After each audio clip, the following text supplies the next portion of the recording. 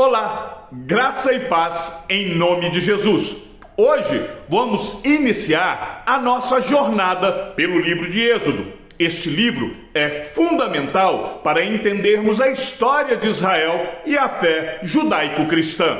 Nele, nós vamos acompanhar a emocionante jornada do povo de Israel, desde a escravidão até a formação de uma nação sob a liderança de Deus.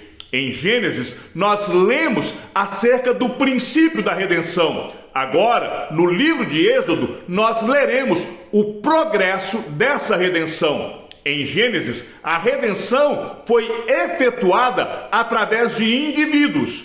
No livro de Êxodo, a redenção virá através de uma nação inteira. O livro de Êxodo se passa no Egito Antigo, um império poderoso e organizado. No final do livro de Gênesis, nós lemos a morte de José. Agora, todos os descendentes de Jacó estão sob a escravidão, eles agora são escravos, debaixo de um regime opressor. E a situação, ela se agrava quando o governante do Egito ordena que todos os meninos hebreus sejam afogados assim que nascessem. E é nesse contexto que vai surgir a figura do grande líder de Israel, Moisés, que vai ser instrumento de Deus para libertar o seu povo.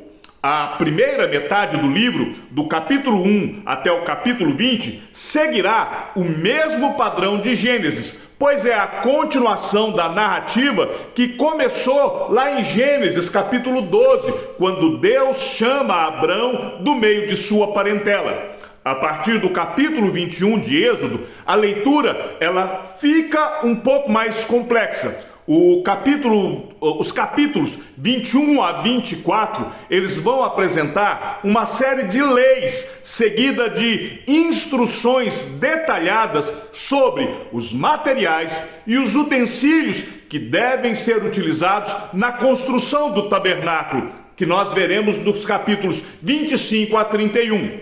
Os capítulos 32 a 34 retomam a narrativa do povo de Israel. Já os capítulos 35 ao 40 relembram tudo aquilo que já foi dito do capítulo 25 ao 31, enquanto descreve a construção do tabernáculo e o uso dos utensílios que precisam ser usados exatamente de acordo com as instruções dadas por Deus. Todos os detalhes da construção, bem como a natureza repetitiva dos capítulos 25 a 31, entre os capítulos 35 e 40, fazem com que muitos leitores se distraiam e perdem o foco e a direção do texto e da história.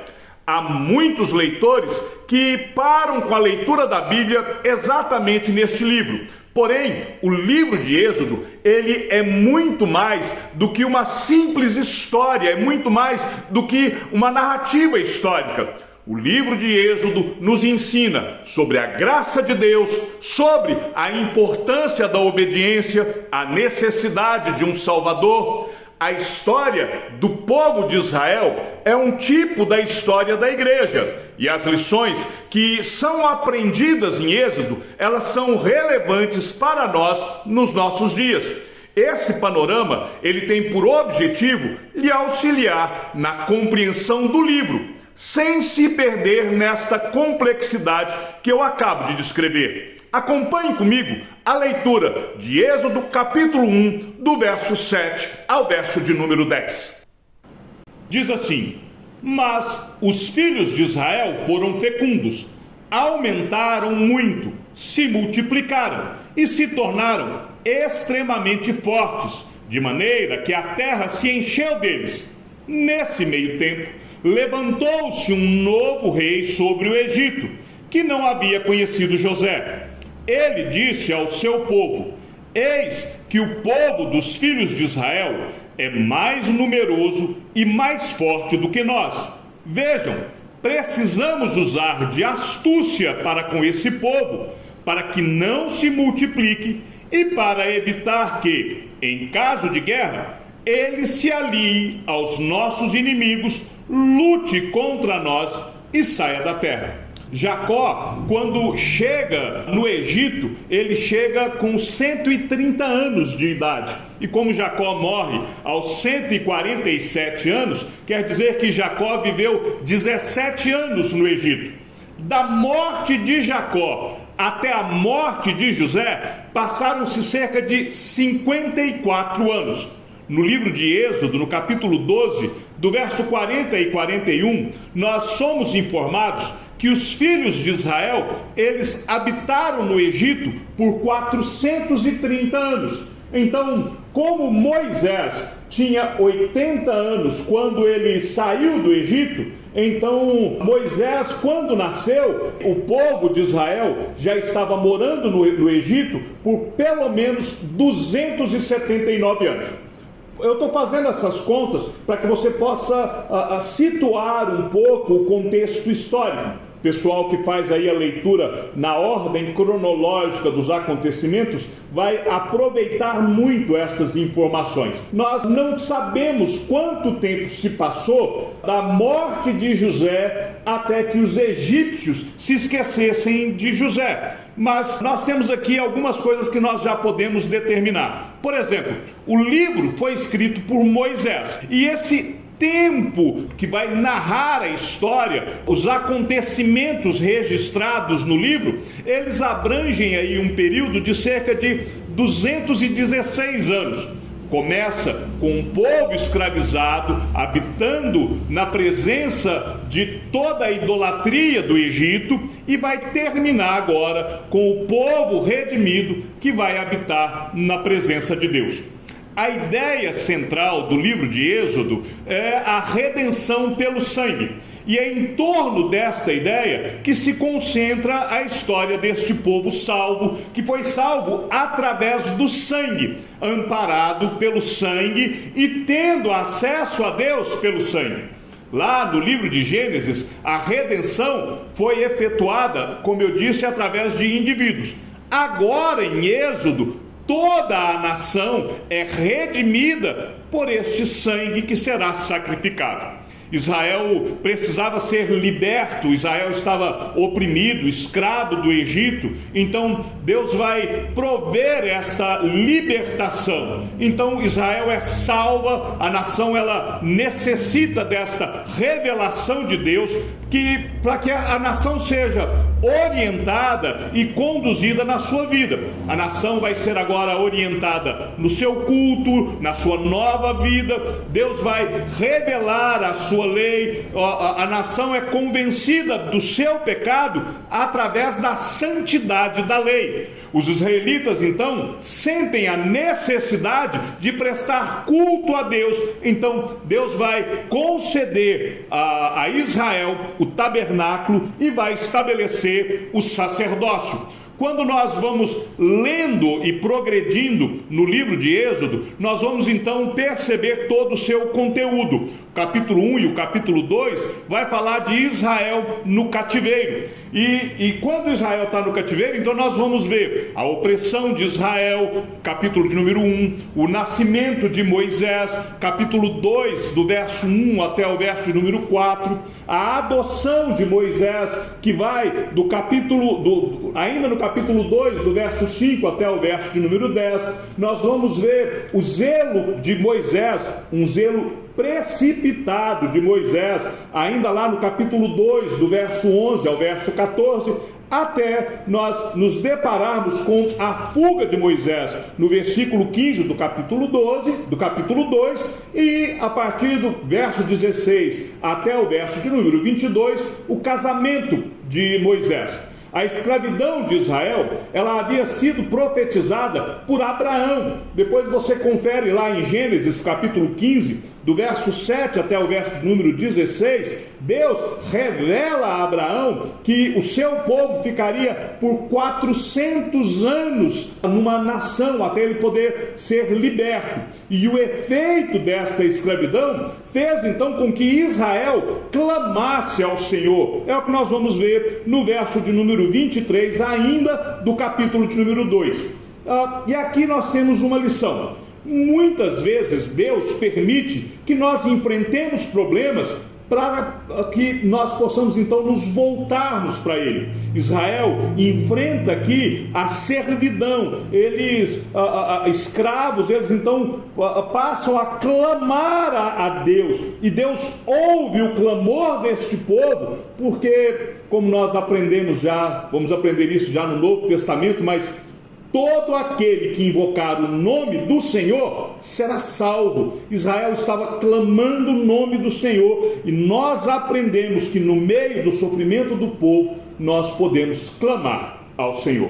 Aí nós vamos ver depois, Moisés, ele vai ser levado para o palácio, então ele é criado no palácio, ele recebe toda a educação dos príncipes do Egito. Mas mesmo vivendo no palácio, a Bíblia vai nos dizer que mesmo Moisés vivendo no palácio, ele se recusa a ser chamado filho da filha de Faraó. Moisés se recusa a ser príncipe do Egito. Ele prefere ser maltratado junto com o povo de Deus, a usufruir dos prazeres que ele teria como um príncipe do Egito. Percebem? Nós aprendemos aqui que nós não podemos negar a nossa origem. Nós não podemos desfrutar dos prazeres transitórios do mundo. Assim como Moisés preferiu ser maltratado junto com o povo de Deus a ser reconhecido como filho da filha de Faraó, nós temos que caminhar junto com o povo de Deus, ao invés de desfrutarmos dos prazeres mundanos. Moisés, ele, diante do sofrimento do povo, ele acaba cometendo um homicídio, e ele pensava que os seus irmãos iam entender que Deus queria salvá-los por meio dele. Porém, eles não entenderam. Lá no livro de Atos, capítulo 7, verso número 25, vai nos falar que o povo não entendeu a ação de Moisés, porque a hora que Moisés faz isso, ainda não era a hora determinada por Deus. Moisés precisava sair dali, ir para o deserto, aprender a viver no deserto, para ele depois vir e conduzir o povo no meio do deserto. Ou seja, a fuga de Moisés foi o tempo para ele ser preparado por Deus. Nós vamos seguir no estudo do livro de Êxodo, e aí nós vamos ver a partir do capítulo 3, Israel sendo redimido. E nessa redenção de Israel, capítulo 3 até o verso 28 do capítulo 4, nós vamos ver a chamada e a comissão de Moisés. Deus comissiona Moisés para poder cumprir o seu chamado. Do capítulo 4, nós vamos ver Moisés agora partindo para o Egito, ou seja, Moisés volta para o Egito para poder liderar o povo através do chamado e do comissionamento dado por Deus. E agora, a partir deste chamamento de Deus, e agora Moisés já instruído, agora havia chegado a hora, então vai haver o conflito com o faraó. Moisés vai ter este conflito, e aí nós vamos ver as pragas do capítulo 7 até o capítulo 11, vamos ver a celebração da Páscoa no capítulo 12, a saída do Egito ainda no capítulo 12, e a partir do capítulo 13, a travessia do Mar Vermelho. Agora, a libertação de Israel, ela tem um caráter sobrenatural. O propósito de Deus era ter um povo cujo testemunho seria salvo pelo poder de Deus. O desejo de Deus era gravar na mente e no coração de Israel o acontecimento dessa libertação. Por isso, Deus vai manifestar grandiosamente o seu poder com todas as pragas, culminando na festa da Páscoa e a última praga, aonde nós vamos ver o poder de Deus sendo manifesto diante de todos os ídolos do Egito. Eu não vou aqui detalhar, mas cada uma das pragas é direcionada a um dos ídolos do Egito, né? Ou seja, o que Deus estava fazendo? Deus estava gravando na mente de Israel o seu poder em relação aos ídolos do Egito. Então, aquele povo que estava oprimido, que estava sendo provado, agora eles sempre poderiam se lembrar que a salvação, ela é do Senhor. Há muitas pessoas que, quando estão vendo ali Moisés neste confronto com Faraó, elas se surpreendem com o fato de que Deus endurece o coração de Faraó. Mas Deus endurece o coração de Faraó e logo depois Deus então castiga Faraó. E aí as pessoas têm uma certa dificuldade com isso, porque é Deus quem endurece o coração e é o mesmo Deus quem traz o castigo, né? Isso na realidade é para a gente poder compreender um pouco a razão do Evangelho, né? Porque se você depois der uma lida na segunda carta de Paulo aos Coríntios, no capítulo 2, no verso 15 e verso de número 16, nós vamos ver que da mesma maneira o Evangelho, ele resulta em salvação para aqueles que creem, mas ele resulta em condenação para aqueles que não creem. Deus está simplesmente manifestando o seu poder, endurecendo o coração dos homens que estavam rejeitando a sua palavra. E aí, finalmente, nós vamos nos deparar, então, com a grande festa da Páscoa, né? E a Páscoa, ela apresenta alguns tipos maravilhosos da nossa redenção. Todas estas passagens, elas, na realidade, estão nos revelando Cristo. E depois você pode aí dar uma pesquisada, anote aí para que você possa depois ler na sua Bíblia. O que tipifica o Egito? Gálatas capítulo 1, verso de número 4, Romanos capítulo 6, verso 17 e 18. O que tipifica o Cordeiro? Dá uma lida lá no Evangelho de João, capítulo 1, verso de número 29. Qual que é o significado deste sangue que foi esparzido nas vergas das portas? Romanos capítulo 3, verso de número 24 até o verso de número 26. A primeira carta de Pedro, capítulo 1, verso de número 18 até o verso de número 20. Fala lá também na festa da Páscoa do pão asmo. Leia a primeira carta de Paulo, capítulo 5, versículo de número 8. O que significa comer o cordeiro? Paulo vai tratar disso na primeira carta aos Coríntios, no capítulo 11, no verso número 24. E finalmente, quando eles vão atravessar o Mar Vermelho, isso tem um significado muito grande. Leia a primeira carta aos Coríntios, capítulo 10, versículo 1 e versículo de número 2. Logo depois da instituição da Páscoa, no capítulo 12, e a partida do Egito, também ainda no capítulo 12, nós vamos ver a travessia do Mar Vermelho, no capítulo número 13, e aí finalmente nós vamos nos deparar com o povo atravessando o Mar Vermelho. Quando nós chegamos aqui no capítulo 15, no Cântico de Moisés, nós vamos ver Israel viajando ao Sinai.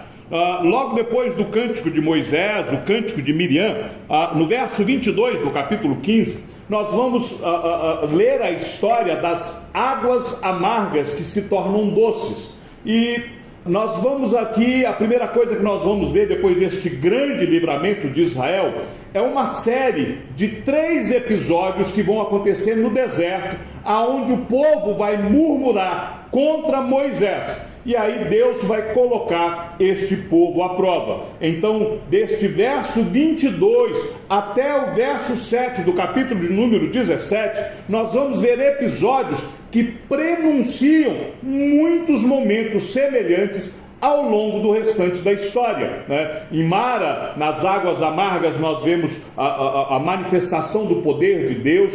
Na fonte e nas árvores que vai acontecer no deserto de Elim, nós continuamos vendo a ação sobrenatural de Deus. No deserto de Sim, vai acontecer agora Deus enviar o maná, né? Lá, quando vai chegar em Refidim, Deus vai dar uma ordem muito clara. No capítulo de número 17, Deus vai dar uma ordem clara para Moisés, no versículo 6, quando ele vai dizer para Moisés, para ele ferir, para ele bater na rocha, e desta rocha ia sair água e o povo beber. Anote bem esta ordem de Deus do capítulo 17, verso 6, porque quando nós estivermos lendo o livro de Números, no capítulo de número 20, Moisés vai ferir uma rocha pela segunda vez. E isto vai custar caro para Moisés. Mas eu vou tratar sobre isso lá no livro de Números. Depois disso nós vamos ver a batalha contra os amalequitas, do capítulo 17, do verso 8 até o verso de número 16, e que prenuncia futuros encontros do mesmo tipo, outras batalhas, bem como a futura liderança de Josué. A história de Moisés, na medida que ele segue o conselho do seu sogro, de Jetro, quando ele está lá no Monte Sinai, vai demonstrar a liderança compartilhada, especialmente no que diz respeito ao julgamento das causas do povo. Isso a gente vai ver no capítulo de número 18. E este daqui é o prenúncio da organização posterior das tribos de Israel. Ou seja, o conselho do sogro de Moisés depois servirá para organizar as tribos de Israel, mas também para muitas das leis do livro da aliança. Capítulo de número 21 até o verso 19 do capítulo de número 23, nós vamos ver estas leis seguindo o conselho de Jetro. A partir daqui, nós vamos ter então Deus dando a lei a Israel. E isso vai do capítulo 19 até o capítulo de número 23. Nós vamos ver no capítulo 19 o momento em que Moisés sobe o Sinai. E no capítulo 20 é quando Deus então vai dar os 10 mandamentos. No capítulo 19, nós temos aqui um prelúdio do verso 3 ao verso de número 6, aonde Deus combina o livramento de Israel, né? E aí Deus fala sobre livrar Israel sobre as asas de águia, versículo 4. E depois, o chamado de Deus, quando Deus chama o povo, a obediência e a adoção deste povo como sua propriedade peculiar. O apóstolo Pedro, quando está escrevendo, ele vai falar o povo de propriedade exclusiva. A Nova Versão Internacional, nós estamos lendo a Nova Almeida atualizada, mas a NVI, a Nova Versão Internacional, ao invés de propriedade peculiar, ela traduz por um tesouro pessoal. E grande parte da linguagem destes versículos, ela vai ser retomada pelos autores do Novo Testamento quando estiver falando da igreja. Os 10 mandamentos, no capítulo 20, do verso 1 ao verso número 17, Deus vai agora anunciar diretamente ao povo. Você vai ver isso no verso 18 ao verso de número 21. Ou seja, Deus estava trazendo uma revelação para Moisés no alto do Sinai, mas os mandamentos, o povo presencia com trovões, relâmpagos, som de trombeta, um monte fumegante, e o povo então fica com medo, e o povo fica de longe, né? Mas eu queria que nós pudéssemos aqui acompanhar um pouco os 10 mandamentos. No capítulo 20, o prefácio dos 10 mandamentos é uma declaração de Deus. E ali Deus, então, ele se apresenta, né, falando, verso de número 2, ele diz assim: eu sou o Senhor, seu Deus, que o tirei da terra do Egito, da casa da servidão. Deus está se revelando, dizendo para eles: eu sou Deus. Eu estou livrando vocês da escravidão. Eu não quero que vocês sejam mais escravos.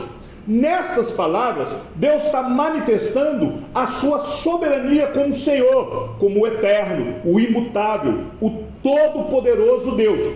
O nosso dever é aceitar os seus mandamentos, e mais do que aceitar os seus mandamentos, é guardar os seus mandamentos.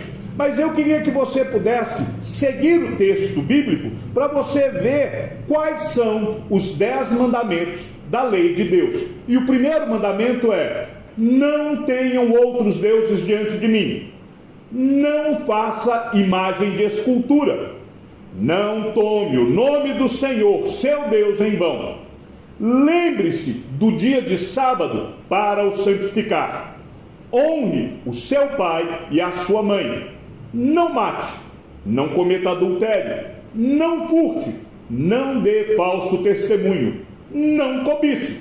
Percebam que estes são os mandamentos que estão escritos. Ou seja, o primeiro mandamento é não ter outros deuses. Eu não posso ter outros deuses. E o segundo mandamento é: eu não posso fazer imagem de escultura. Eu não posso adorar estas coisas. Eu não posso prestar cultos à imagem. Eu não posso fazer, e eu também não posso prestar culto. É o segundo mandamento. Então, quando se diz por aí que o primeiro mandamento é amar a Deus sobre todas as coisas, eu preciso entender que amar a Deus sobre todas as coisas é não ter nenhum outro Deus diante de mim e também não fazer imagem de escultura. E aí nós vamos seguindo os mandamentos e nós vamos então perceber que do primeiro até o quarto mandamento são mandamentos que nos ensinam a amar a Deus.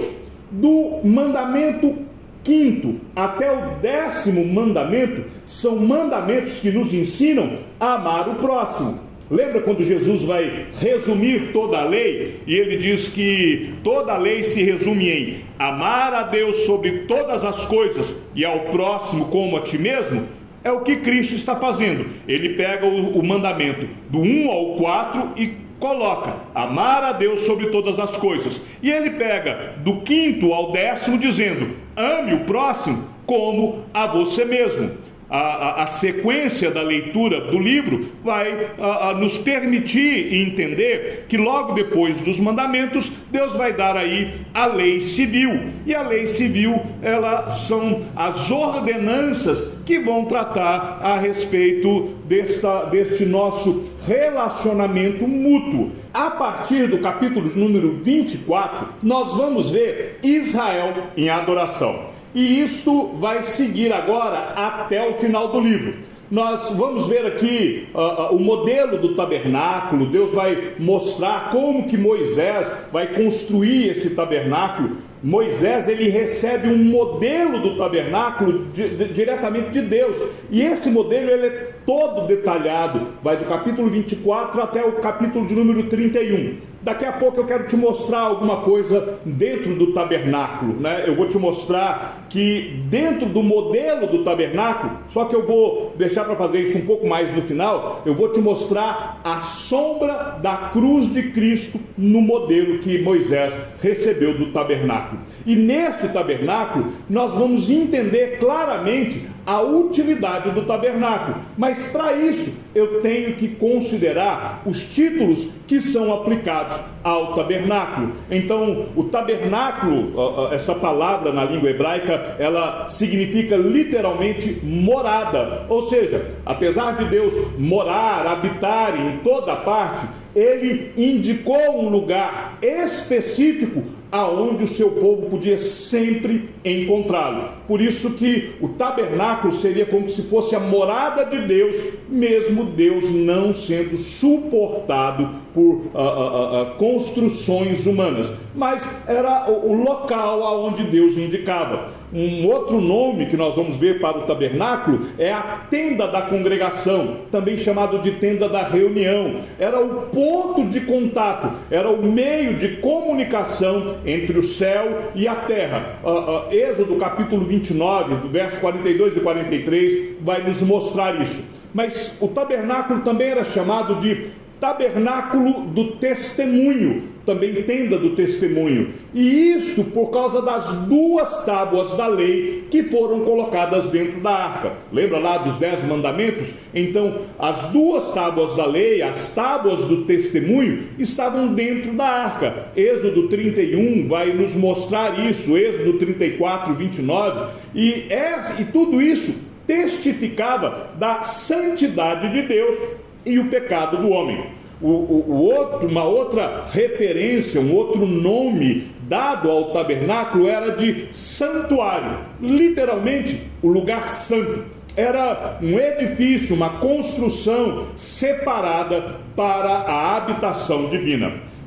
Na sequência da leitura do tabernáculo, nós vamos ver então a respeito da quebra da lei. Moisés ainda estava no topo do Sinai, do capítulo 32 até o capítulo de número 34, Moisés está lá no topo do Sinai, ele está recebendo as instruções sobre o tabernáculo, sobre o lugar da habitação de Deus, e o seu irmão Arão está lá embaixo. E Arão, ele estava levando o povo a construir e adorar ídolos, né? E Israel pensava que desta forma estava agradando a Deus.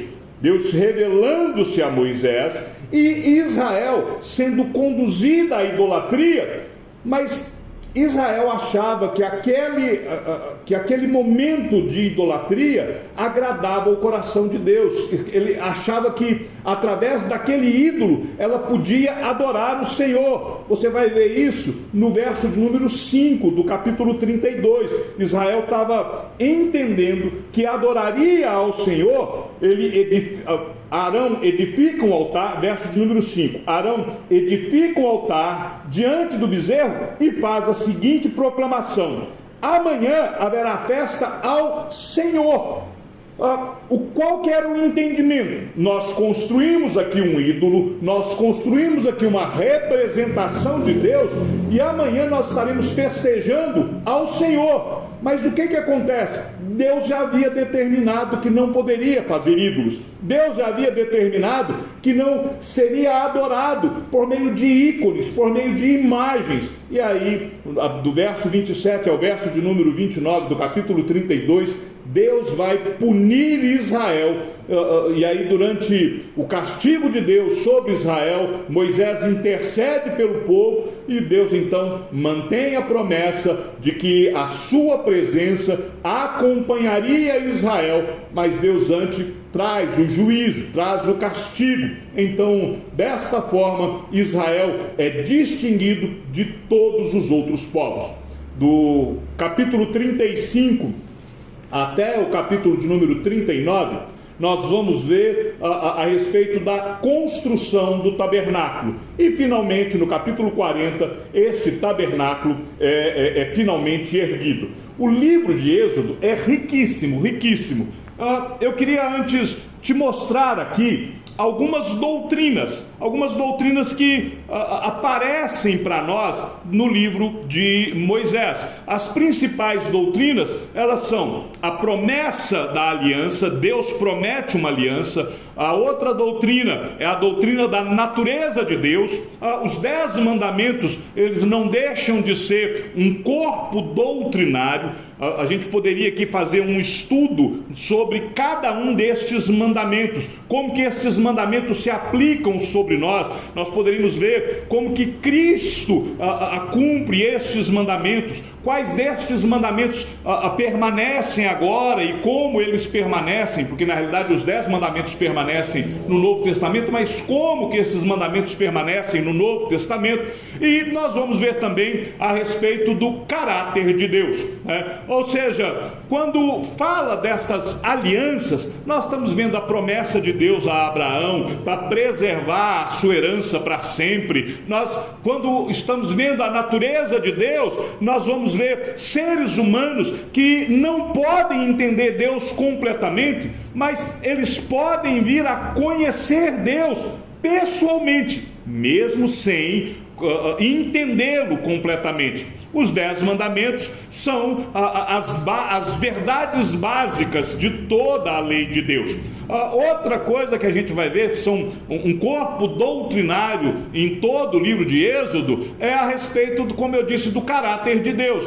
E aí nós vamos ver, por exemplo, Deus é acessível, Êxodo 24, verso 2. Deus é glorioso, Êxodo 15, verso 1, verso 6, verso 11.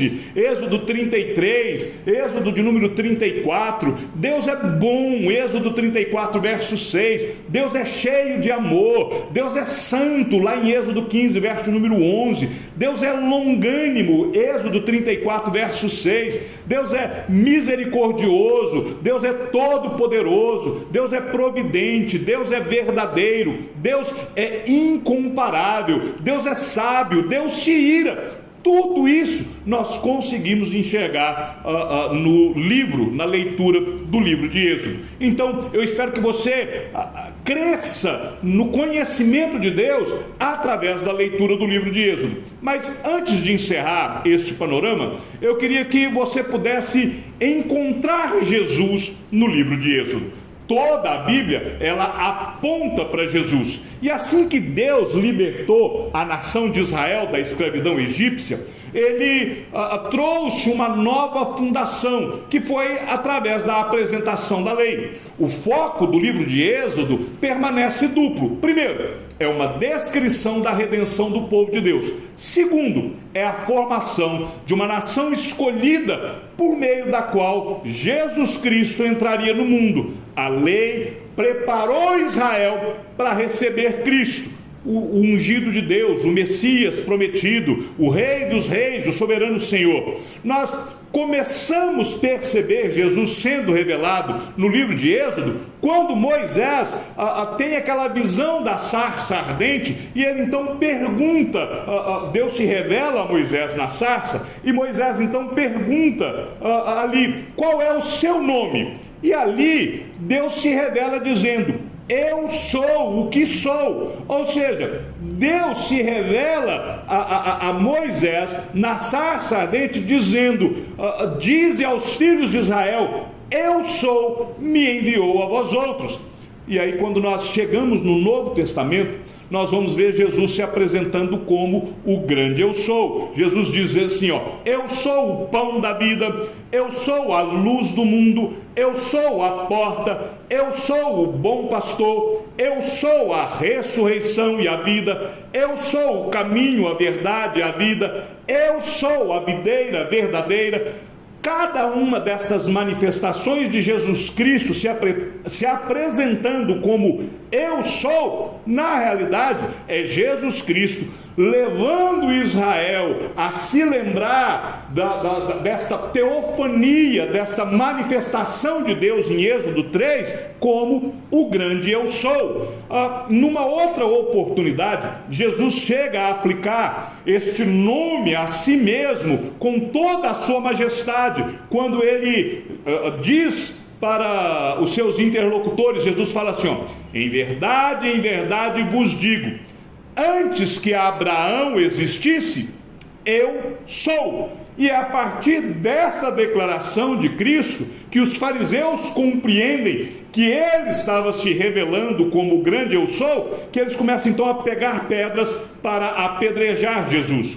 O livro de Êxodo, ele nos traz algumas revelações também sobre o Cordeiro Pascal. Jesus Cristo é o Cordeiro Pascal. E é a própria Bíblia que vai nos decifrar esta linguagem, apontando para Jesus. Depois você leia a primeira carta de Paulo aos Coríntios, capítulo de número 5, verso 7, verso de número 8. Portanto, através da Páscoa, Jesus está revelado no livro de Êxodo, Jesus é revelado também no livro de Êxodo através do maná, o pão que desce dos céus, através da água, a água que nos purifica, lá em Êxodo, capítulo de número 16, no versículo 4, o Senhor diz assim, eis que farei chover sobre vós pão do céu. E não foi exatamente isso que Jesus disse? Eu sou o pão da vida, o pão vivo que desceu dos céus? João capítulo 6, verso 48 até o verso de número 51. Jesus, ele é o maná. Todas as manhãs, quando Israel acordava e recolhia o maná, o pão no deserto que era colhido por eles, ali era uma ação profética do pão vivo que desceu dos céus. Assim também nós vamos ver no livro de Êxodo, quando eles recebem água no deserto. Lembra que eu falei lá de ferir a rocha e dela vai sair água para o povo, para que o povo pudesse beber? Aquela rocha ferida era um tipo de Cristo. E quando Cristo é ferido, ele então sai dele a água da vida. Isso vai ser confirmado posteriormente. Primeira carta de Paulo aos Coríntios, capítulo 10, verso 4, e como disse o próprio Messias lá no Evangelho de João, capítulo 4, verso 13 e 14. Ou seja, Jesus Cristo nos é apresentado no livro de Êxodo. Eu queria que você pudesse agora olhar comigo a figura do tabernáculo. O tabernáculo que foi ali instituído, ele nos mostra a sombra da cruz de Cristo. Então, olhe comigo aqui para o tabernáculo. Logo na entrada do tabernáculo, nós temos aqui o altar do holocausto. O altar do holocausto é a base da cruz, é o Calvário, é ali no início da cruz que inicia o nosso caminho da salvação para o pecador. Quando o sacerdote chegava, o primeiro lugar que ele tinha que passar era pelo altar do holocausto. E neste altar, o pecador tinha os seus pecados expiados.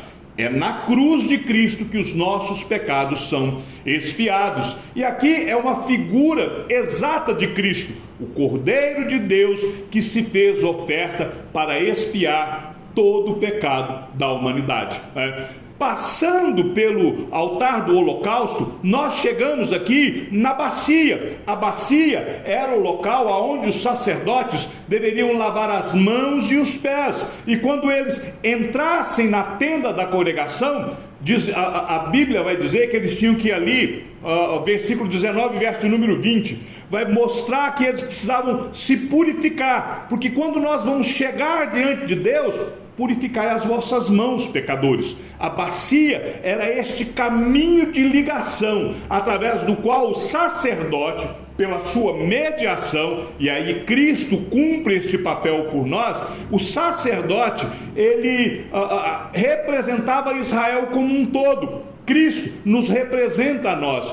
E através desta purificação que é feita na bacia, então se podia adentrar na presença do Deus Santo. Só depois de purificar as mãos é que então os sacerdotes entravam na presença. E há somente duas opções aqui, né? A morte devido à contaminação ou a adoração devido à pureza.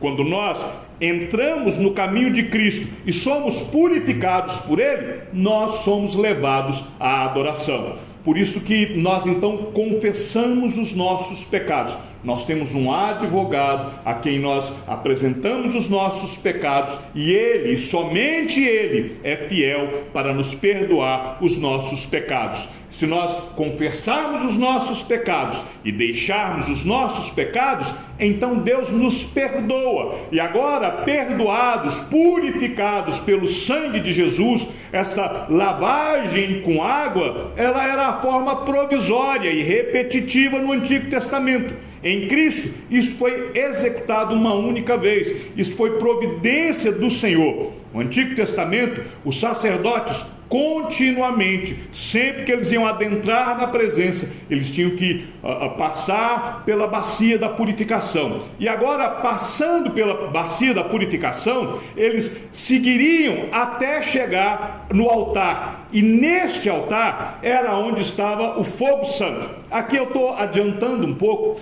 Nós vamos ver lá em Levítico, capítulo 6, versículo 12, que o fogo deveria permanecer aceso continuamente diante do altar. Este fogo foi dado por Deus, né? E ele não poderia ser apagado. Era ali que o sacerdote ia acender a lenha todos os dias pela manhã para levar lá para o altar do holocausto. E era ali quando ele ia queimar a gordura, a oferta pacífica. Era neste altar, com este fogo santo, que o sacerdote iria executar todo o serviço do tabernáculo, através do sacrifício de Cristo. Lembra quando Jesus Cristo diz que ele passaria pelo batismo de fogo? O batismo de fogo é o sacrifício de Jesus. E é aqui no altar, é através do sacrifício de Cristo, é que nós então vamos poder adentrar para o Santo dos Santos. Quando nós passamos pelo sacrifício de Cristo, quando nós recebemos o sacrifício que Jesus Cristo fez, o véu agora se rasgou. O autor da carta aos Hebreus diz que mediante o sangue de Jesus Cristo, nós temos intrepidez para adentrar no Santo dos Santos, porque agora nós somos uma nação de sacerdotes.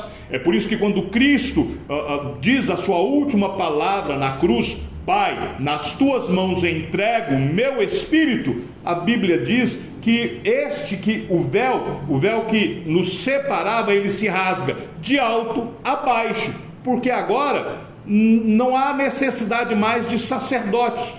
Todos nós somos uma nação santa, um povo de propriedade exclusiva de Deus.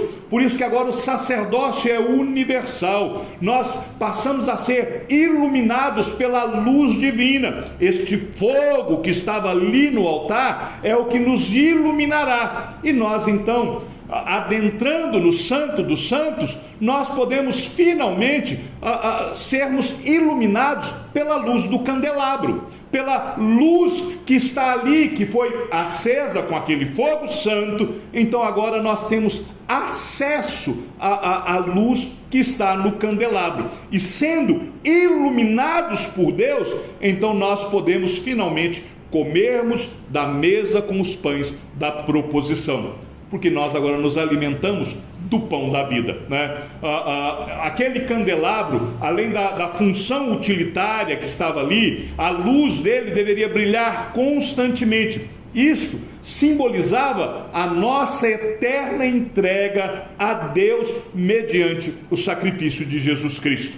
Por isso que nós olhamos para o tabernáculo e podemos enxergar no tabernáculo a sombra da cruz de Cristo.